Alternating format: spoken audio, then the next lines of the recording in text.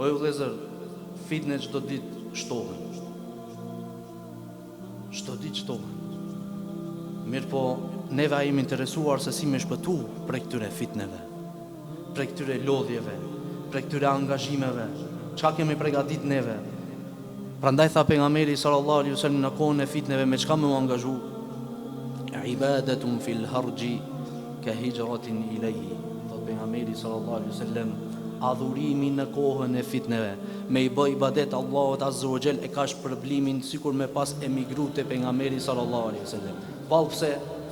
Sepse njerëzit janë në gaflet, janë të pavëmendshëm në kohën e fitneve ndaj adhurimit të Allahut azza wa jall. Për këtë arsye pse namazi i natës, thot pejgamberi sallallahu alaihi wasallam, është nderi i besimtarit?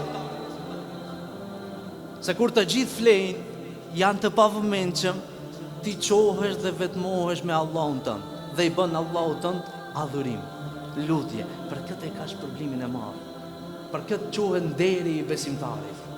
E për këtë tha pejgamberi sallallahu alaihi wasallam se ibadeti, adhurimi në kohën e fitneve, sprovave, e ka shpërblimin sikur me pas emigru në kohën e pejgamberit sallallahu alaihi wasallam prej Mekës në Medinë. Pse? Ju e dini se sa u persekutun muslimanët, sa vuajtën në Mekë, dhe nuk ishte e lehtë jo vetëm që në Mekë me jetu, por edhe hijretin për me e bosh për nguljen prej Mekës në Medinë ishte e vështirë. Nga se mushrikët, pabesimtarët e asaj kohe, nëse merreshin vesh që dikush për ngullet, shkoshin dhe ja ndërpreishin rrugën dhe ose e ktheshin në Mekë ose e mbytshin.